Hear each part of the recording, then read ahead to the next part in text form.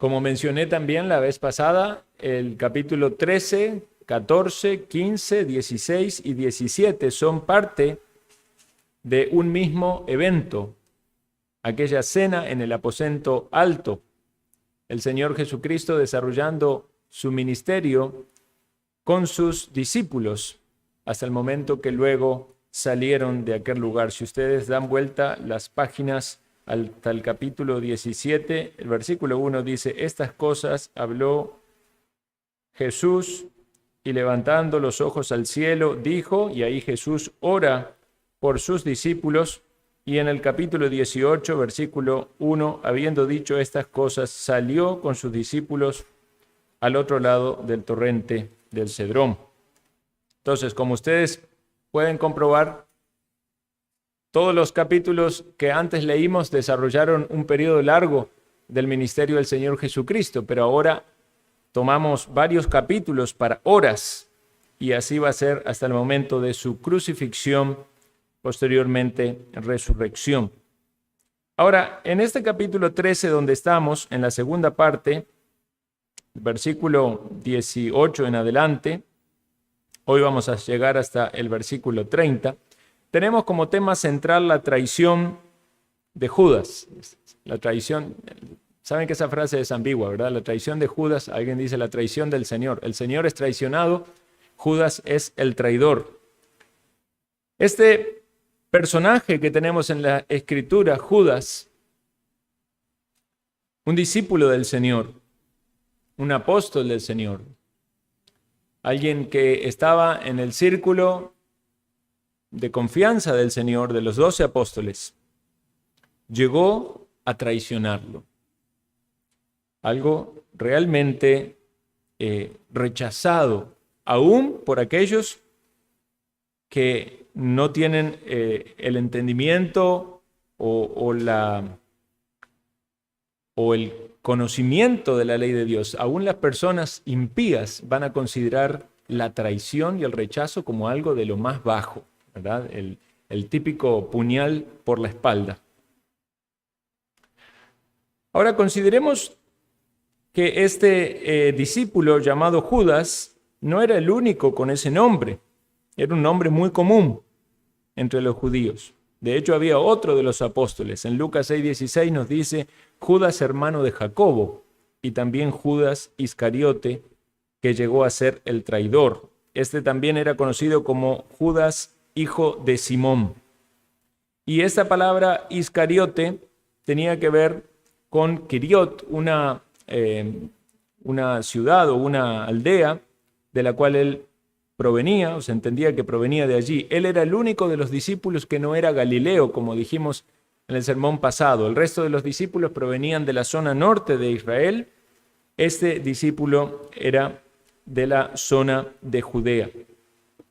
También ustedes recordarán que el Señor Jesús tenía entre sus hermanos o medios hermanos a uno llamado Judas. Dice Mateo 13:55, ¿no es este el hijo del carpintero? ¿No se llama su madre María y sus hermanos Jacobo, José, Simón y Judas?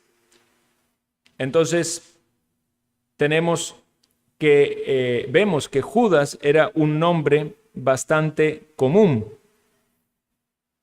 Este Judas que se menciona no era el apóstol, este es más bien el medio hermano del Señor, que luego también tenemos la epístola de Judas, escrita por este siervo de Dios.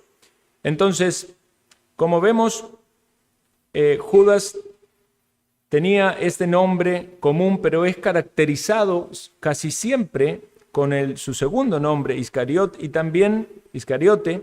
y también en todas las veces que se menciona en la Escritura se aclara que él era el traidor y aparece último en la lista de los discípulos.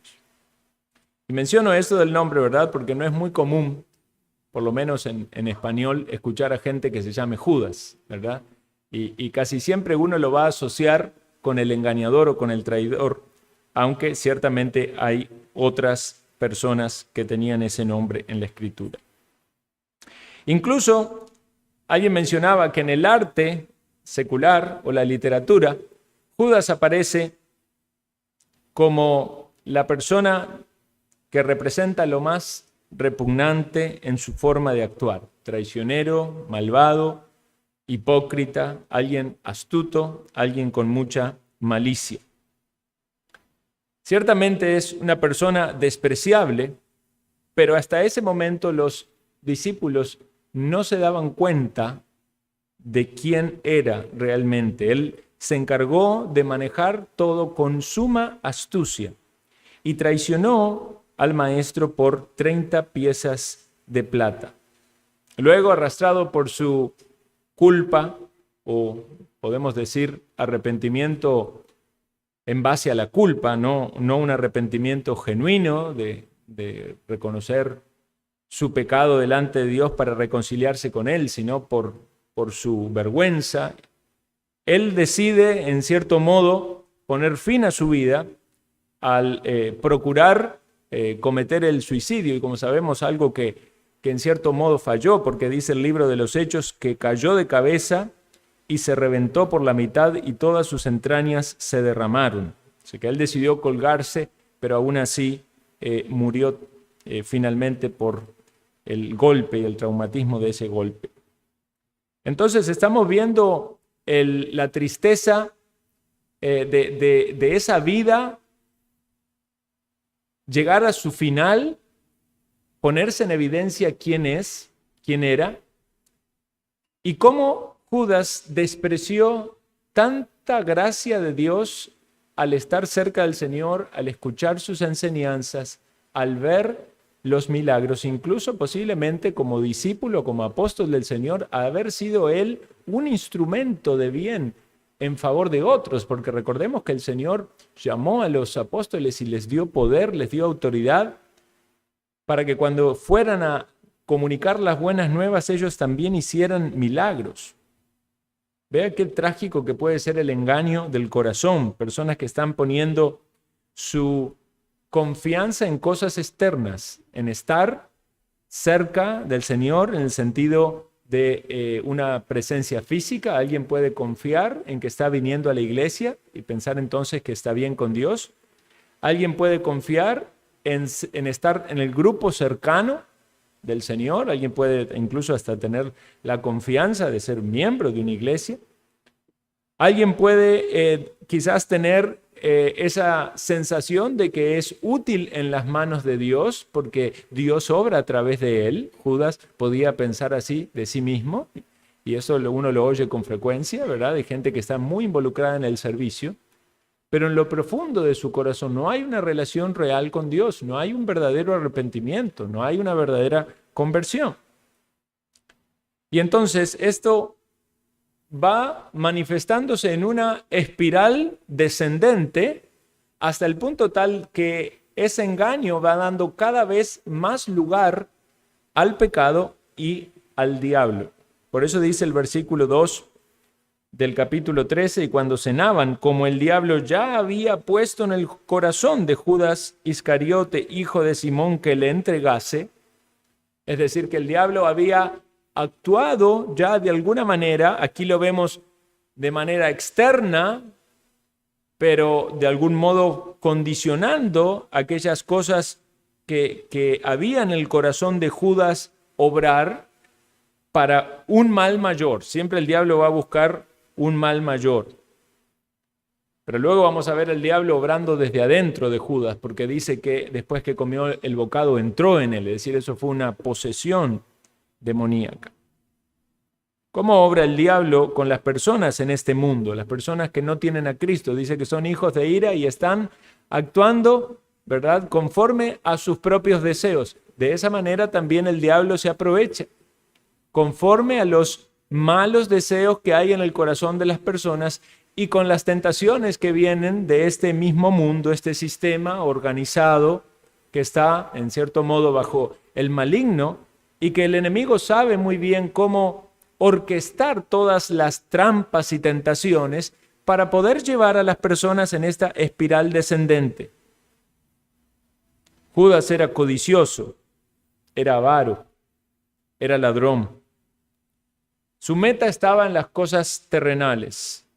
Nosotros sabemos que él tenía la bolsa, ¿verdad? Porque evidentemente como grupo tenía que haber una cierta organización, y de las cosas, los donativos y ofrendas que se recibían y la administración de los dineros con los cuales se ayudaba a los pobres, mucho del ministerio que el Señor hacía no solamente tenía que ver con las obras propiamente que nos están relatadas, de las sanidades que hacía el Señor o las liberaciones, sino también con caridad propia que se desprendía del grupo. Ellos como equipo, como grupo de discípulos del Señor, de aprendices del Señor, muchas veces eran sustentados por otras personas a las cuales Dios ponía en el corazón proveerles, pero ellos de ese sustento también proveían para otros. Por eso entendemos por el texto, por la escritura, que era común que hicieran algún tipo de caridad a las personas o comprar algo para los pobres. ¿Recuerdan ustedes el texto que estudiamos? Que cuando se derramó el perfume, o María, ¿verdad?, llegó y quebró el frasco de alabastro y derramó el perfume sobre el Señor. La expresión de rechazo de Judas dice, esto podría haber sido vendido y se podría haber dado a los pobres. Pero claro, con la inspiración del Espíritu Santo ahí en la Escritura se nos dice, pero esto no era porque él tuviese cuidado de los pobres, sino porque era ladrón. Entonces, si el dinero estaba en la bolsa, él podía sustraer de la bolsa y así ir haciendo su acumulación, su riqueza, su ahorro de una manera muy secreta para sus propias aspiraciones. Con mucha sutileza, con mucha astucia. Solamente el Señor no era engañado, porque todos los discípulos no iban a sospechar de él. Más bien esto de que fuese el que manejaba de alguna manera la caja del grupo era un signo de confianza del Señor. Y entonces no pensaban en él como alguien que pudiese engañar. Aparentemente se manejaba de una manera muy correcta delante de las personas. Pero su corazón estaba en las cosas terrenales. Seguramente su aspiración también estaba en la posición que podía tener. Recuerdan que hablamos de que los discípulos querían ser el mayor, y esto sin duda era algo bastante notorio en Judas. Y es posible que en esa cena, cuando estaban sentados, sabemos que estaba recostado cerca del Señor, a la derecha estaba el discípulo Juan, ¿verdad? El apóstol, que se identifica como aquel a quien el Señor amaba, pero estaba también Judas. Algunos hablan de que Judas era el que estaba del lado izquierdo. Y este lugar, ¿verdad?, seguramente fue algo que él logró por sus propios medios para imponerse en esa cercanía con el Señor, quizás anhelando también tener un lugar cuando el Señor estuviese en su reino. ¿Recuerdan la expresión también, la petición de la madre de los hijos de Jacobo, que uno se siente a su derecha y que otro esté a la izquierda? Y esto causó mucho revuelo entre los discípulos. ¿Por qué? Porque todos querían tener ese lugar de privilegio, estar cercanos a quien iba a ser el rey, a quien iba a tener la autoridad, el dominio.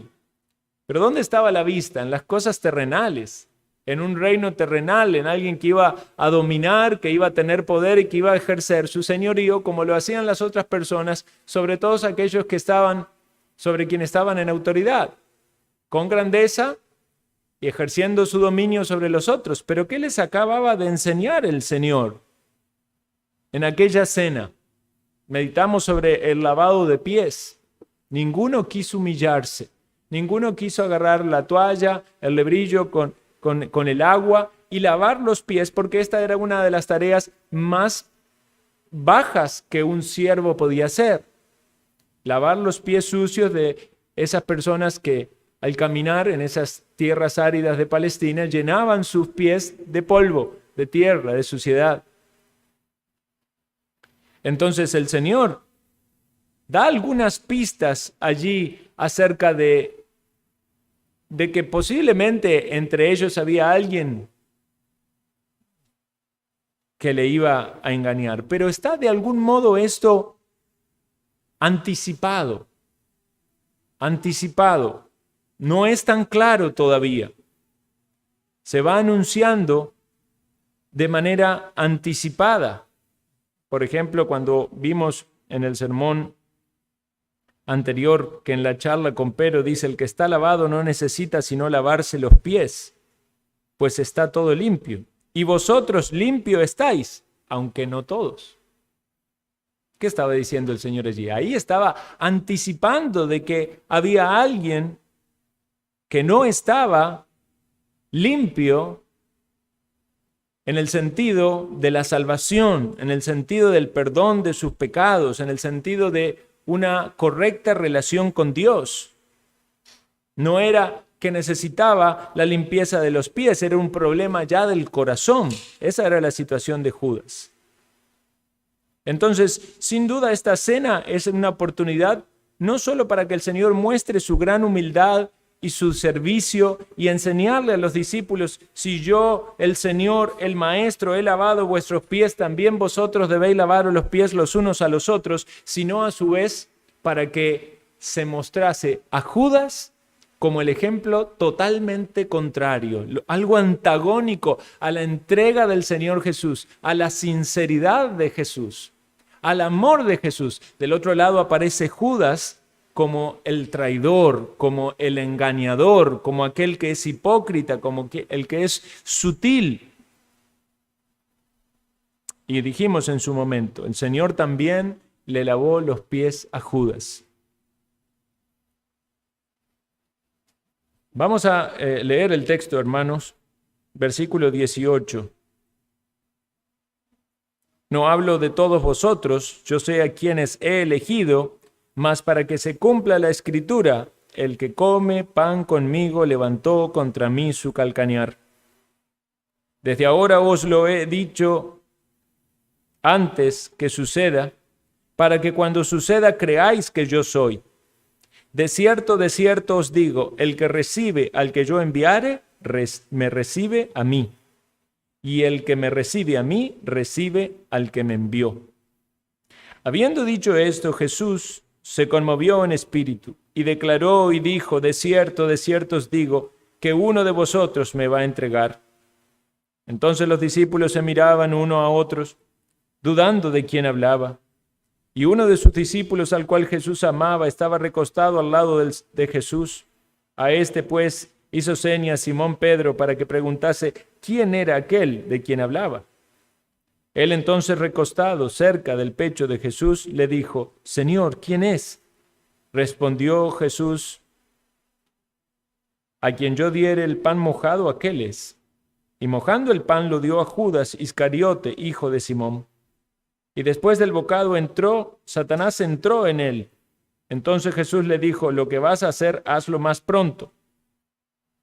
Pero ninguno de los que estaban a la mesa entendió por qué le dijo esto, porque algunos pensaban, puesto que Judas tenía la bolsa, que Jesús le decía: compra lo que necesitamos para la fiesta, o que diese algo a los pobres. Cuando él, pues, hubo tomado el bocado, luego salió y era de noche. Hasta aquí nomás leemos, hermanos. Vamos a ver 4 puntos en estos textos. Primero, en cierto modo, ya lo mencioné, esta traición estaba anticipada.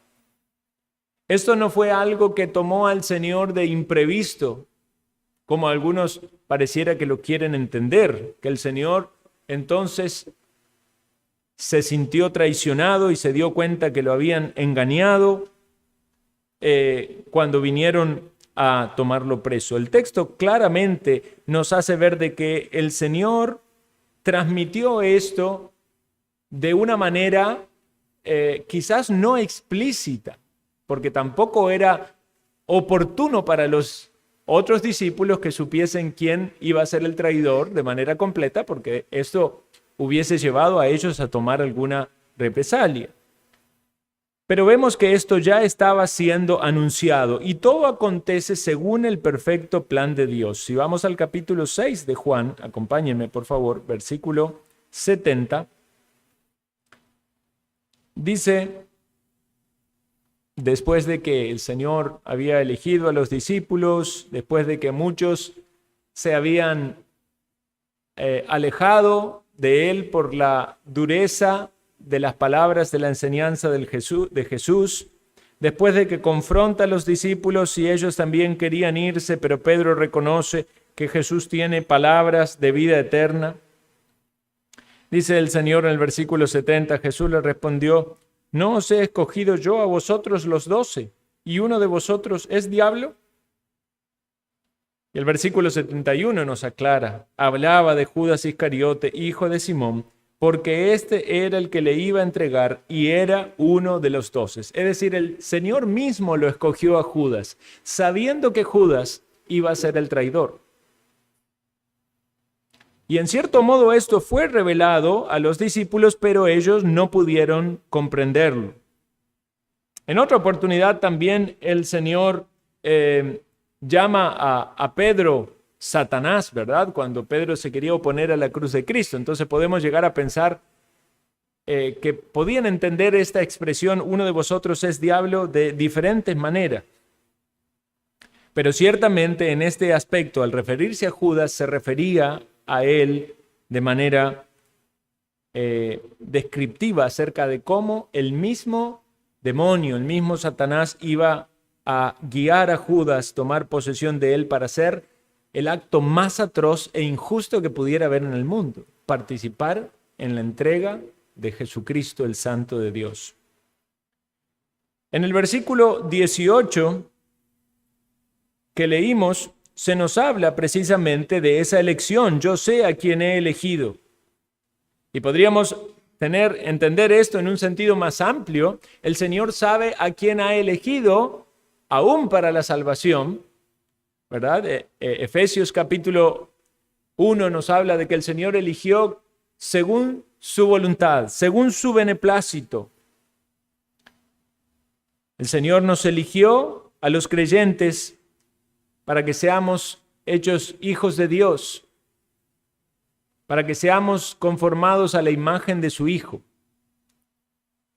Pero también Él había elegido de manera puntual a los apóstoles. Y era necesario elegir entre ellos a un no elegido para la salvación, porque éste iba a cometer este hecho tan atroz. Y también para que la Escritura se cumpliese. Estaba en el plan anticipado de Dios. Cita allí el Salmo 41:9, cuando dice: el que come pan conmigo levantó contra mí su calcañar. El calcañar, ¿verdad? La parte del pie, levantándolo, ¿verdad? Como para pisar, como para hacer una maldad. Alzó el calcañar para patear, para la maldad. Pero era la persona que comía de la mano del Señor. Y esto es algo que, si para nosotros suena raro, en el mundo oriental nunca se podían imaginar que una persona con la cual comían iba a traicionar. Porque la comida significaba, el compartir una comida significaba algo de suma confianza. En el Salmo 55, versículo 12, otro salmo también profético en ese sentido, dice el salmista: no me afrentó un enemigo, lo cual habría soportado, ni se alzó contra mí el que me aborrecía, porque me hubiera ocultado de él. Y en el versículo 20 del mismo salmo dice: extendió el inicuo sus manos contra los que estaban en paz con él, violó su pacto. Entonces vemos cómo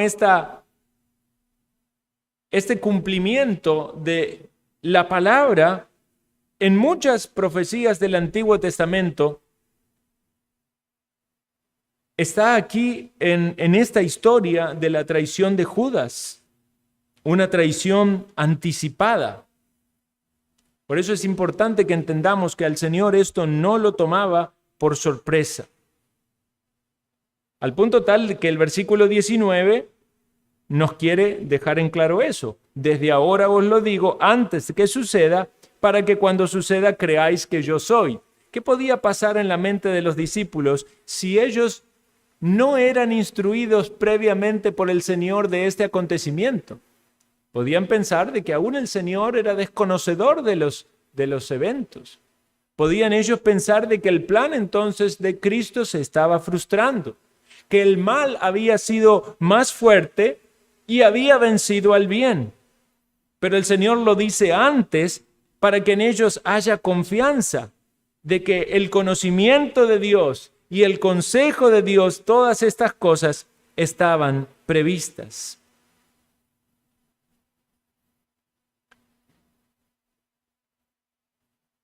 Yo soy, dice, para que creáis que yo soy.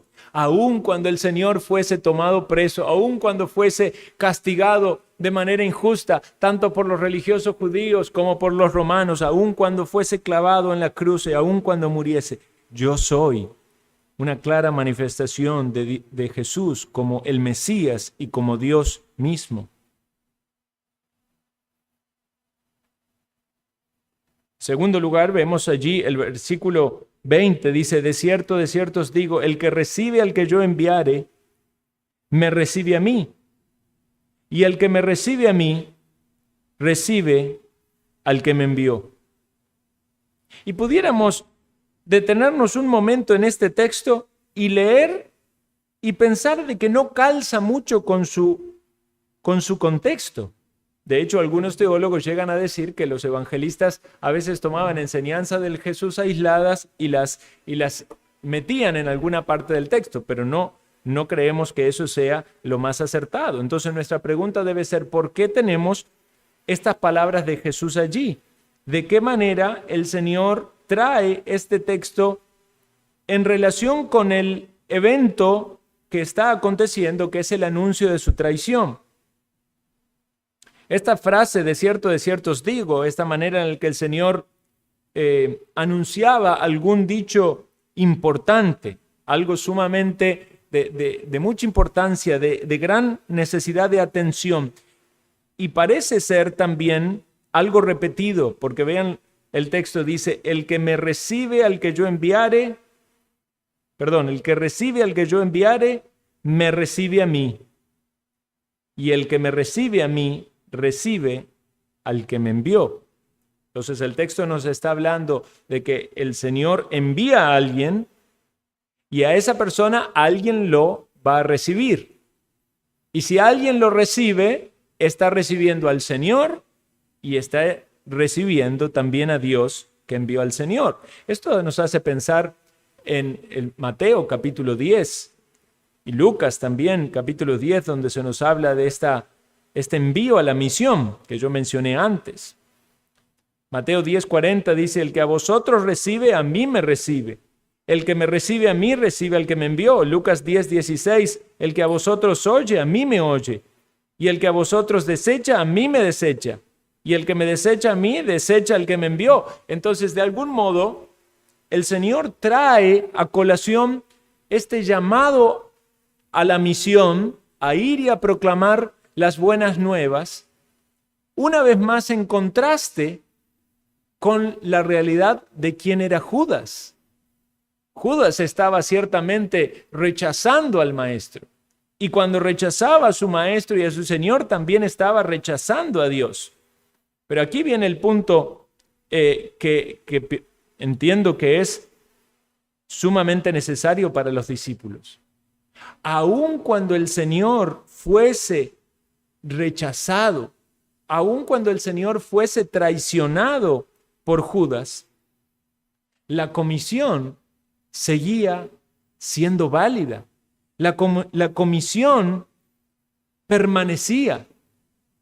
Quiere decir que ellos no debían perder de vista de que debían aún seguir anunciando las buenas nuevas, aun cuando alguien había rechazado al Señor, aun cuando el nombre de Cristo había sido blasfemado. Y ciertamente oportunidades iban a tener durante todo el rechazo de la pasión de Cristo para poner esto en práctica. Pero los verdaderos discípulos deben seguir su labor de identificarse con Cristo, de dar a conocer el testimonio de Cristo, aun cuando otros claudiquen. Porque si bien es cierto que por causa de muchos que se identifican como cristianos, el nombre de Cristo es blasfemado entre los que no le conocen, entre los impíos, Pero ¿cuál debe ser la reacción entonces del verdadero pueblo de Dios? ¿Debemos entonces ya desanimarnos porque hay falsos predicadores?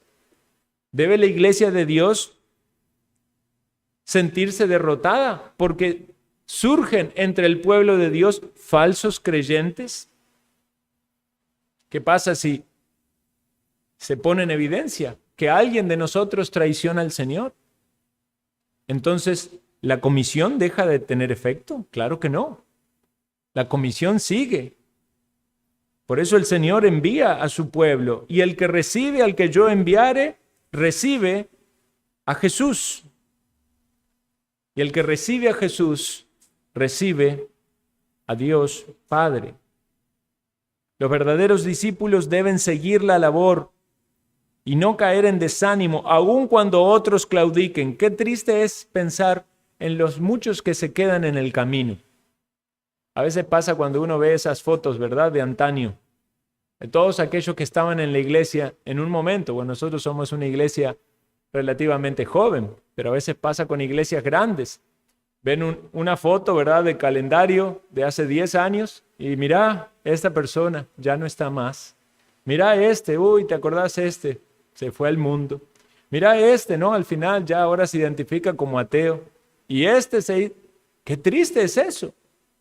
Pero aún la comisión sigue vigente. No vamos a dejar de lado el llamado que tenemos del Señor para anunciar a otros el mensaje del Evangelio y para animarnos a permanecer fieles aun cuando otros claudiquen. ¿Acaso no necesitaban los discípulos oír esto para poder también asimilar esta traición tan grande que el Señor iba a vivir? Es interesante que el apóstol Pablo, de una manera quizás parecida, no exactamente igual, pero el apóstol Pablo se refiere a los Gálatas, diciendo de que ellos lo habían recibido a él y no lo habían desechado, a pesar de que él tenía una enfermedad en su cuerpo. Y dice que llegó y anunció el Evangelio, pero dice, no me despreciaste ni me desechaste por la prueba que tenía en mi cuerpo, antes bien me recibisteis como a un ángel de Dios, como a Cristo Jesús. Vean qué interesante. ¿Cómo lo recibieron a Pablo? Como un ministro de Cristo, como un mensajero de Dios. Y cuando esas personas en Galacia estaban recibiendo a Pablo de esa manera, estaban recibiendo a Dios. ¿Cómo deben las personas recibir a aquellos que anuncian las buenas nuevas? Como un enviado de Dios. Y están recibiendo a Dios. La fragilidad de Pablo no anulaba la comisión. La debilidad que tenía el apóstol Pablo no frenaba la responsabilidad que tenía él de anunciar y a las personas de recibir. Y las personas que escuchan a los ministros de Dios, al que predica el Evangelio, a usted o a mí, que comparte las buenas nuevas de salvación a los que le rodean, que están muertos en sus delitos y pecados.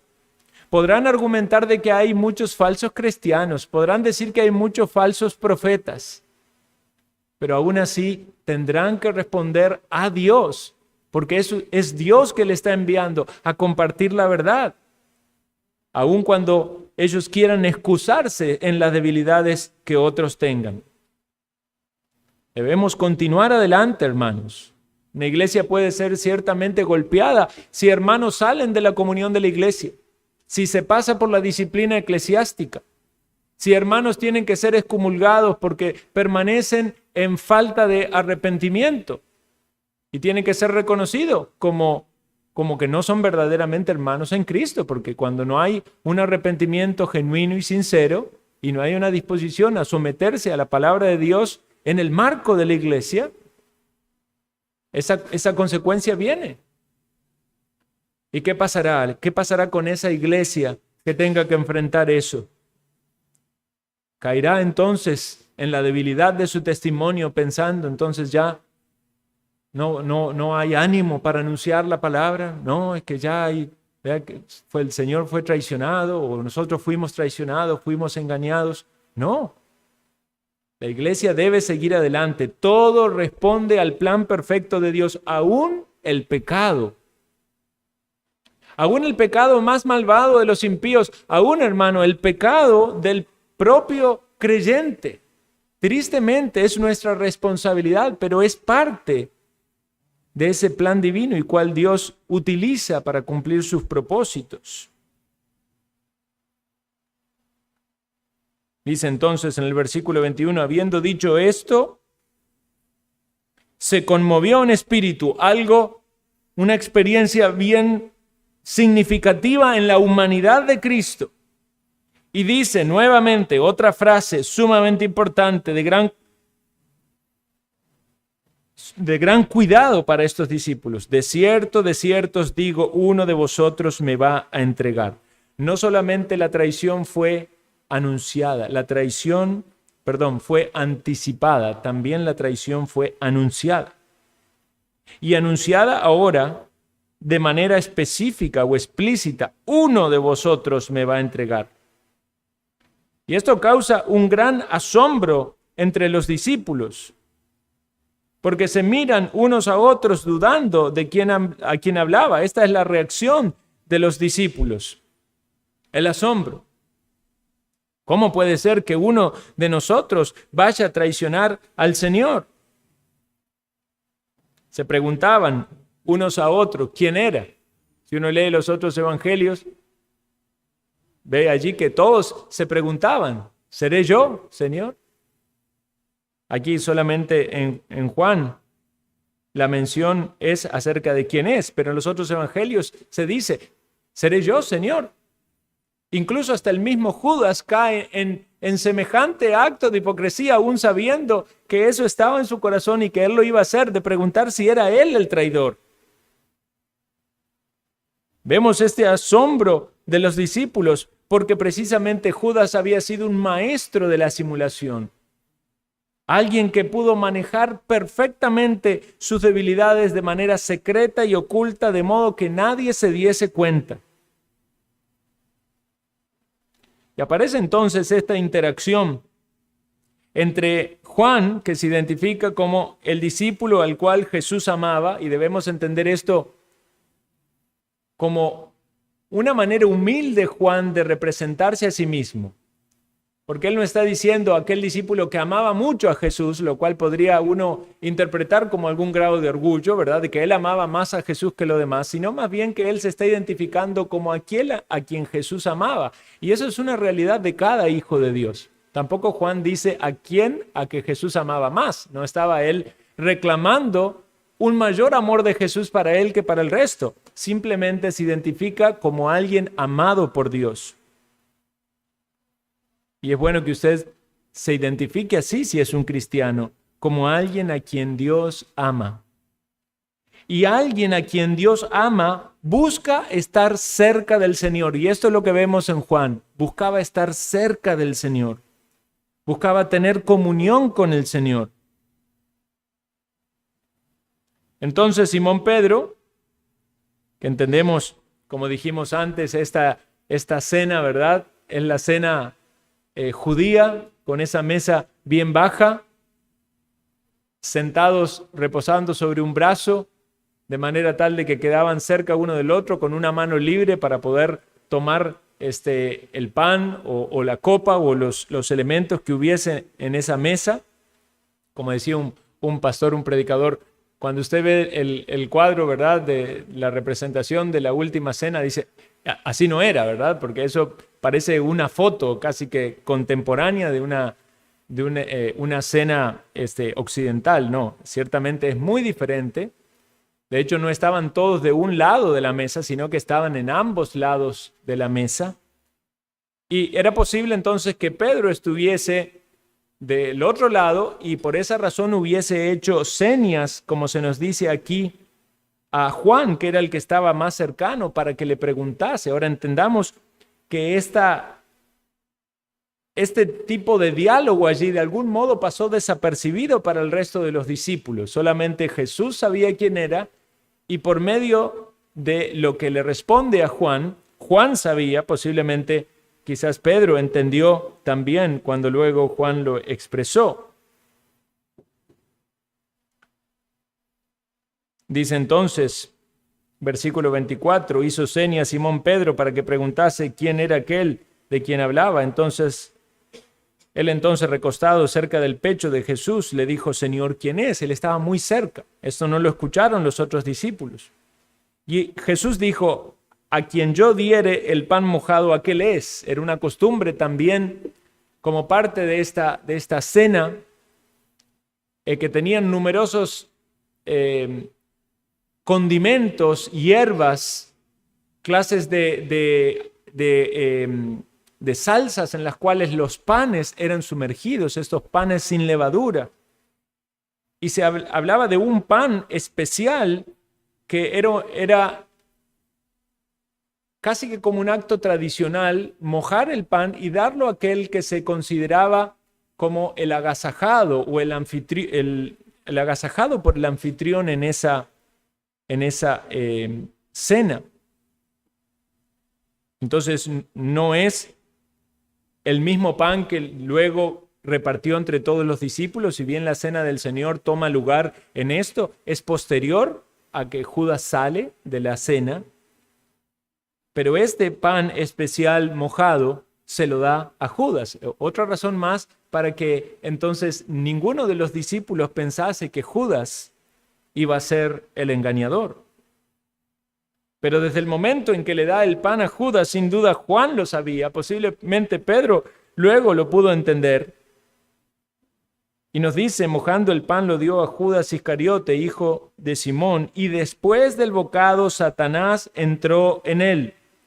Y aquí viene la posesión demoníaca. Ahora vean qué particular este texto, que es muy claro y específico acerca de la posesión demoníaca, y qué diferente que es lo que se entiende de posesión demoníaca en Judas de lo que muchas veces nosotros entendemos de una posesión demoníaca o lo que vemos en otras partes de los evangelios, porque uno ve a los endemoniados revolcarse de un lado para otro y perder completamente el control, pero en el caso de Judas, él en el completo uso de sus cabales, poseído por el demonio, fue a negociar con los judíos y a decirle dónde estaba para entregar a su maestro. Entonces no creamos que solamente los que están revolcándose en el piso son endemoniados. Puede haber personas que actúan con suma malicia para buscar el mal de los demás o ir en contra de la obra de Dios, y no por eso van a aparentar algún tipo de descontrol o desequilibrio. Pero qué triste es la realidad de la vida de esta persona, haber estado tan cerca del Maestro, haber aprendido tanto de él, haber escuchado tantas enseñanzas, haber participado de sus obras y haber acumulado esta maldad en su corazón, simulado con tanta hipocresía, hasta llegar al mismo momento de entregar al Señor. Como dijimos antes, nadie sospechó esto. Pensaron que iba a hacer alguna caridad, pensaron que iba a comprar algo para los pobres, pero nos dice el texto, versículo 30, luego del bocado salió y ya era de noche. Y qué interesante esto. Esa fue la última noche de Judas. Y la noche permaneció para siempre en Judas, porque él no volvió a ver luz ni la volverá a ver. Estuvo en las tinieblas y estará en las tinieblas para siempre, por haberle dado la espalda al Señor, por irse a su propio lugar, como dice la Escritura, a la condenación eterna, al lugar donde los sufrimientos son tan grandes y por más arrepentimiento que haya, no hay oportunidad de volver el tiempo atrás y de cambiar las cosas. Qué terrible que es estar en la condenación. Que nadie de entre nosotros se engañe pensando de que ha llegado quizás a un grado de cercanía con Dios cuando está albergando tanto pecado en su corazón, por más que lo simule, por más que guarde las apariencias. Tarde o temprano eso va a ser expuesto y en el momento en que despierte a la eternidad, la condenación estará sobre tal persona para siempre. ¡Qué triste! ¡Qué triste!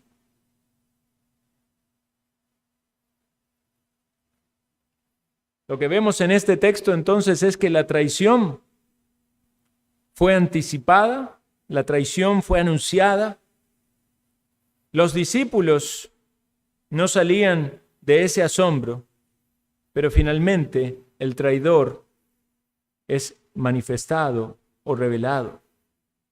Aquel que simuló, aquel que quería tener el primer lugar, aquel que se consideraba digno de confianza entre el grupo, ahora estaba saliendo para cometer la peor maldad. Hermanos, ¿qué podemos aprender en este texto? Algunas cosas hemos meditado. En primer lugar, considerar ciertamente que nada se sale del control perfecto del plan de Dios, aún el pecado de los hombres. Por el momento la iglesia puede tambalear ante el pecado de los impíos o ante el pecado de aquellos que saliendo de la misma iglesia afectan tanto el testimonio del Evangelio. En segundo lugar, también vemos aquí cómo los discípulos tenían que tener presente la responsabilidad de la comisión, el llamado de Dios a anunciar las buenas nuevas, aun cuando en apariencia pudiera verse los planes del Señor como frustrados. Recordemos que el Señor gana, nunca es derrotado. Puede alguien quizás planear maldad, pero Él no es derrotado, Él es el que triunfa. Aprendemos también acerca de lo triste que es el engaño, la traición, y que el Señor, aún sabiendo eso, nunca actuó de manera vengativa con Judas. Vemos en él un trato con él. De hecho, hasta cuando llega el momento de entregarlo allí en el huerto, le dice: amigo, ¿a qué vienes? Sabiéndolo, el Señor se expresó de esa manera con él. Pero vemos también entonces, hermanos, una gran exhortación por medio de este mal y terrible ejemplo, a que como iglesia de Cristo luchemos en contra de la hipocresía. La hipocresía ciertamente es un pecado característico en aquellos que no conocen al Señor. Viven una vida de esclavitud en el pecado, pero se van quizás calmando en sus conciencias, pensando que todas las personas tienen algún pecado. Y pueden en ese engaño justificarse a sí mismo, pensando entonces de que nunca van a dejarlo, nunca van a vencer, y que hasta tienen razones para no dejarlos y no vencer.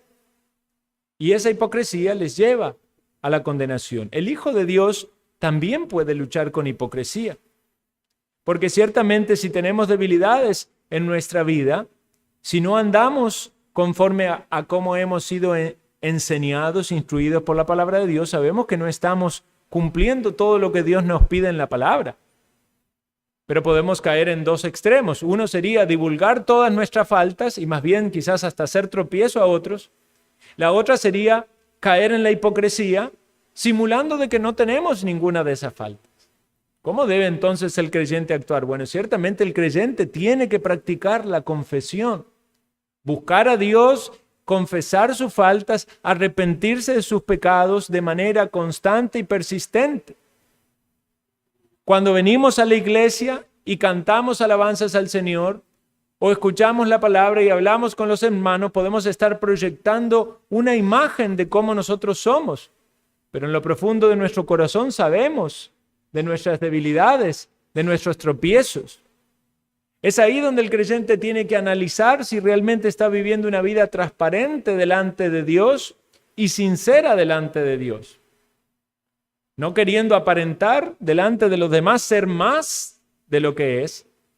Tampoco llegando al extremo de divulgar todas sus faltas a modo de ser tropiezo, pero sí apropiándose de los medios de gracia, buscando ayuda para superar el pecado, pidiendo ayuda al Señor por medio del socorro de la oración, quizás buscando aconsejamiento pastoral o por medio de algún hermano, la lucha en algún área espiritual en la cual hay derrota, para no caer en hipocresías, para que nuestra conciencia pueda estar limpia delante del Señor.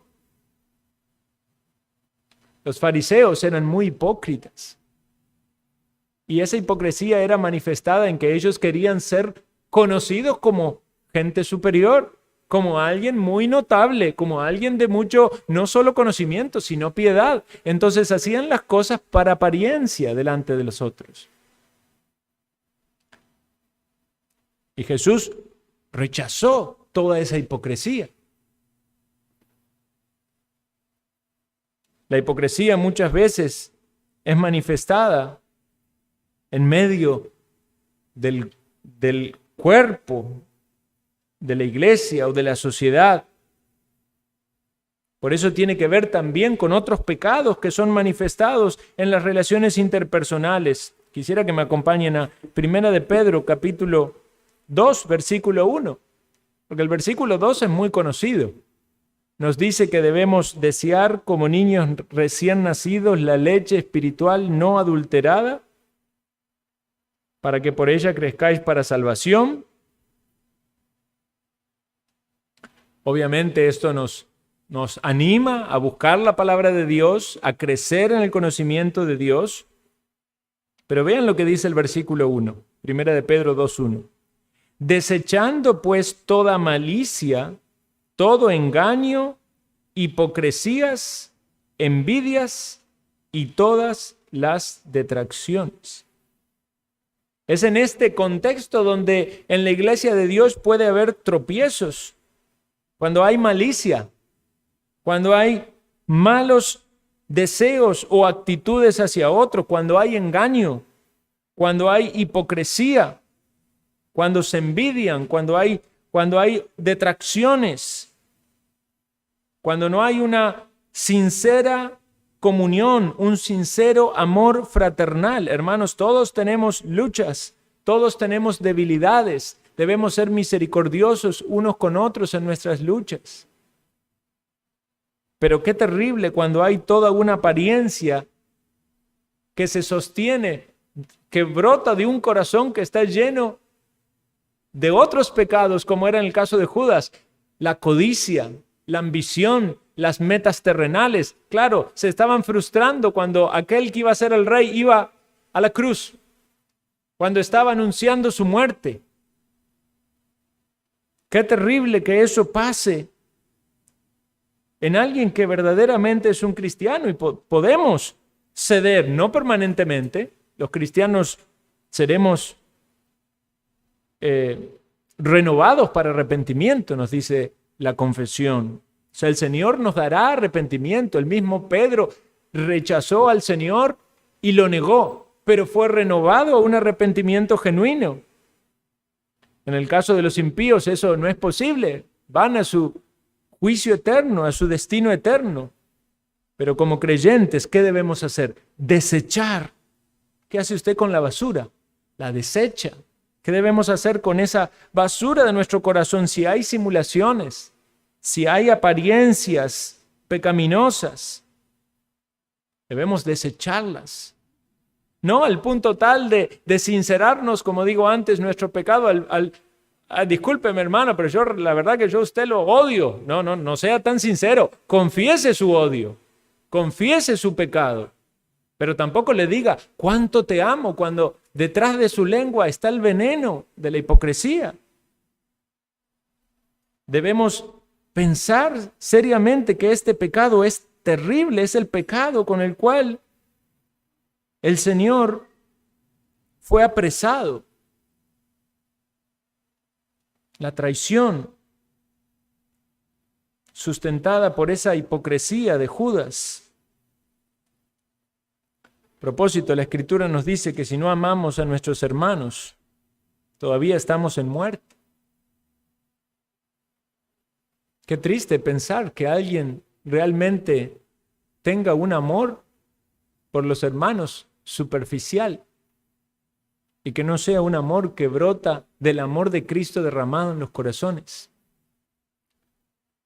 Que el Señor nos guarde que veamos este ejemplo como algo terrible, que el Señor nos ayude a autoexaminarnos y decir, Señor, límpiame de toda hipocresía, de toda simulación, que podamos ser originales, que podamos ser sinceros, que podamos animarnos unos a otros en el caminar cristiano. Y precisamente de eso nos va a hablar el texto siguiente, cuando una vez más se enfoca en la importancia del amor. Yo creo que era necesario que Judas se retire de ahí, para que esas perlas de enseñanza de la importancia en la vida cristiana que el Señor va a decirle a los discípulos no sean dadas a los cerdos, porque ciertamente ellos no la valoran. ¿Está usted sin Cristo? ¿Reconoce la hipocresía que hay en su corazón? Venga a Jesús. No podemos saber como el Señor lo sabía si usted es alguien que le va a traicionar. No tenemos ese conocimiento. El Señor sí lo sabe. El Señor sabe si usted se arrepentirá, irá a Cristo y le recibirá a Él y Él le recibirá a usted. Si el Señor le llama ahora, considere el amor de Cristo y responda a ese llamado.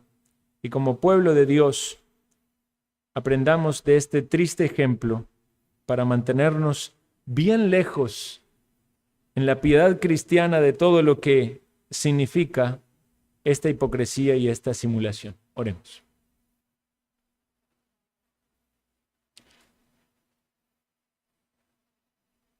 Te damos gracias, Señor, por tu palabra. Queremos, Señor, pedirte, conforme a lo que hemos meditado en esta mañana, que tú libres a tu pueblo, que tú nos guardes, Señor, del mal, que nos ayudes a cada uno de tus hijos a desechar todo este tipo de pecados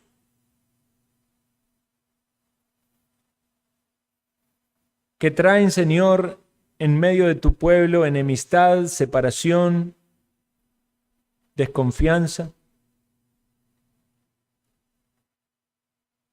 Ayúdanos a ser santificados en tu palabra. Por eso, Señor, nos das estos ejemplos aún tan negativos para ver aquello que no debemos hacer. Llénanos, Señor, de un temor santo para andar en sinceridad, en honestidad, en confesión, y ayúdanos a confiar en ti, que tú tienes el control siempre y que tú eres vencedor.